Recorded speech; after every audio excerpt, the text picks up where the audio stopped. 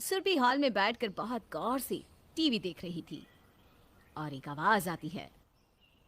नजर हटी दुर्घटना घटी, इसलिए हमेशा सतर्क रहे, सावधान रहे, ताकि आपके साथ कोई अनहोनी ना हो पाए। टीवी पर सावधान इंडिया देखते हुए सुरभि टीवी के बेहद करीब आ जाती है। तभी उसकी सास मधुमती बाजार से लौटकर घर आती है और सुरभि को इस तरह टीवी से चिपका देखकर हैरान हो जाती है। अरे हाँ बावली, एक काम कर, टीवी में घुस ही जा। हाँ, सासू माँ परेशान मत करो, बहुत ही जरूरी केस चल रहा है। आखिर कौन है इस लड़की का कातिल? अरे ये बात एपिसोड के शुरुआत में ही बता देंगे क्या वो तुझे? और तू पहले टीवी से दूर हो, दूर हो। मधुमती अपनी बहू को खींचकर टीवी से पीछे करती है। अरे आंखों पर चश्मा चढ़ाने का शौक है क्या, जो इतनी नजदीक से टीवी देख रही है? शाम हो गई है, बंद कर इस टीवी को और खाना बनाने की तैयारी कर। सासू माँ 1 घंटे बाद खाने वाने पर ध्यान दूंगी, अभी फिलहाल मुझे ये एपिसोड देख लेने दो, हटो। सुरभि अपनी सास को हटाकर टीवी का रिमोट लिए बैठ जाती है। सुरभि बड़ी ही समझदार बहू थी। औरों की बहुओं की तरह उसके ज्यादा नखरे भी नहीं थे और वो अपनी सास से ज्यादा लड़ती भी नहीं थी।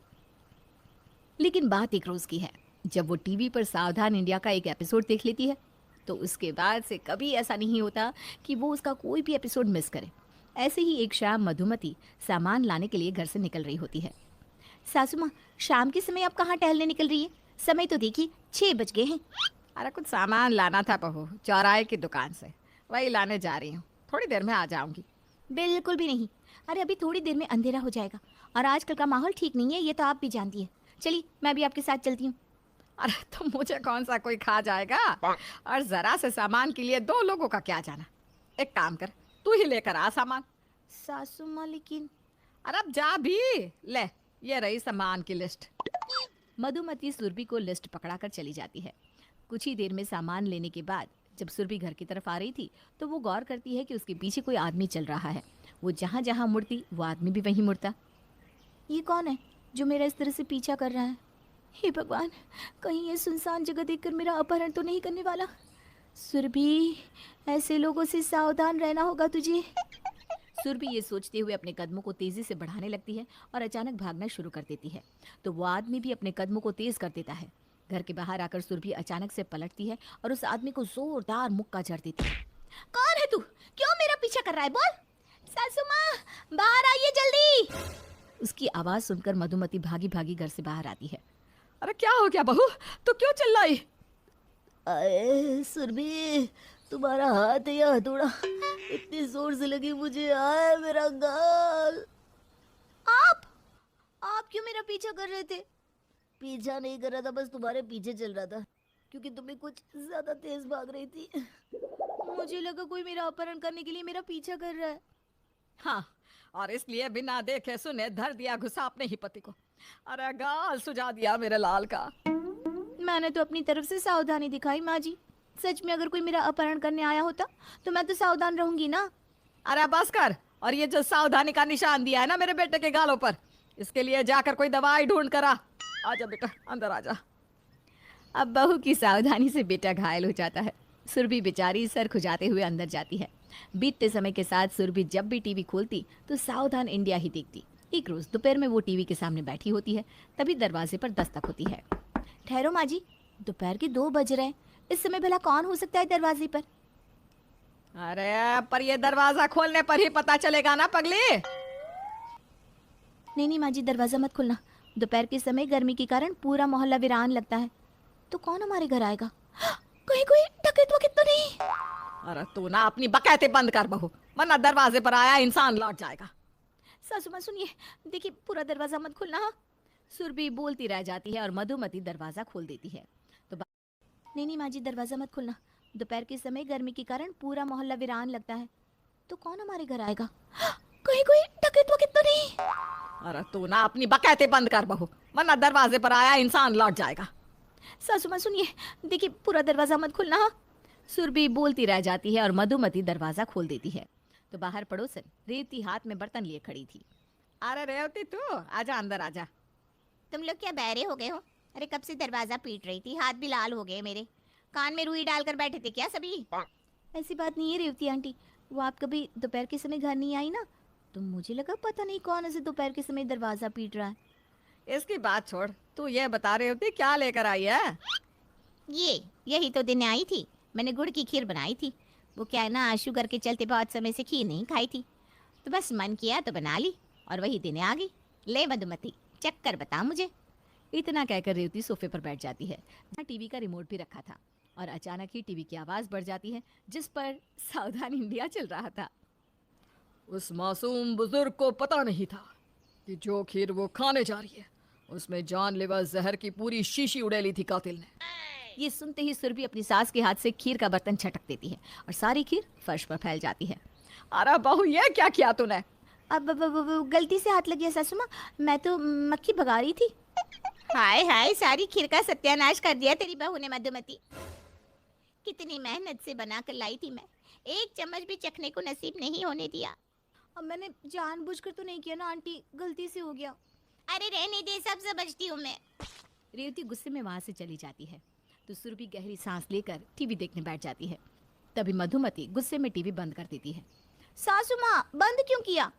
क्योंकि ये सावधान इंडिया देख देख कर पगला गई है तू। अरे सबको कातिल और मुजरिम समझने लगी है। ऐसा नहीं है माँ जी, देखिए कोई ना किसी का सगा नहीं होता, और ऐसे शातिर कातिल होते हैं ना कि वो हमारे आसपास के लोग ही निकलते हैं, इसलिए हमें हमेशा सावधान रहना चाहिए। हाँ, तभी तो तूने रेवती की बनाई खीर फर्श पर बिखेर दी। अरे कितना बुरा लगा होगा बेचारी को। कुछ गलत नहीं किया माँ जी। अरे आजकल कोई फ्री में किसी को बुखार भी नहीं देता, तो ये पड़ोसन गुड़ की खीर क्यों देने आ गई थी? सासू माँ, ऐसे ना किसी का दिया हुआ कुछ भी खाना नहीं चाहिए। अपनी बहू की ये बातें सुनकर मधुमती अपना सर पकड़ लेती है।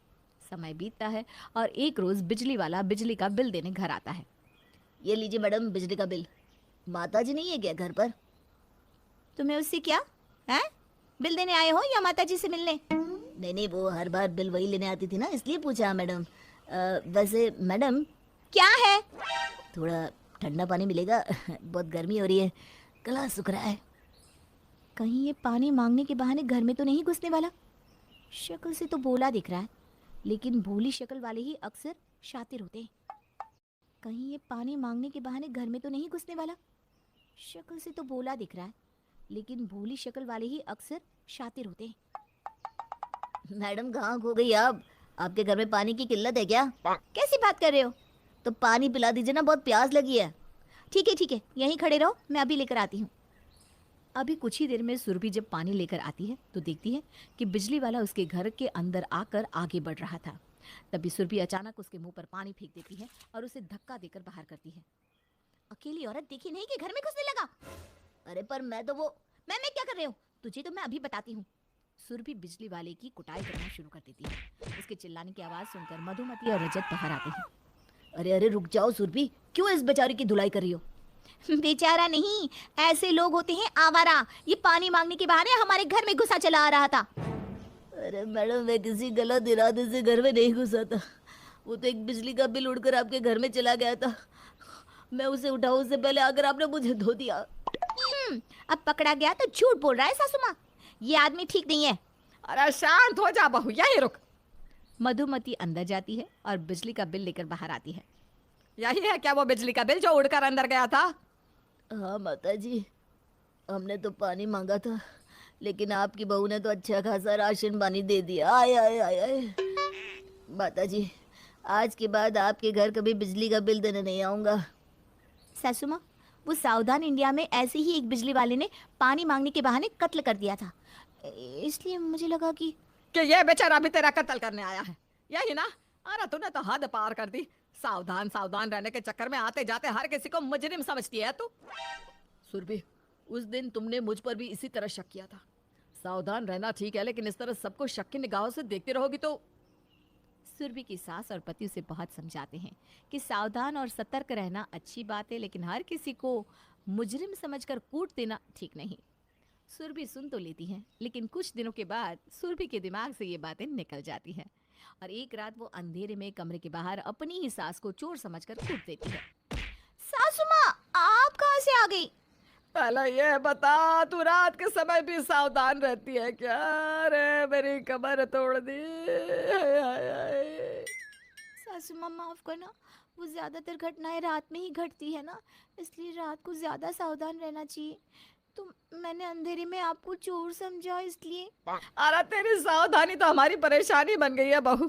तू ऐसे नहीं मानेगी। लगता है अब मुझे भी सावधान होना पड़ेगा। अपनी सावधान बहू की हद से ज्यादा सावधानी देखकर मधुमती टीवी का केबल कनेक्शन ही हटवा देती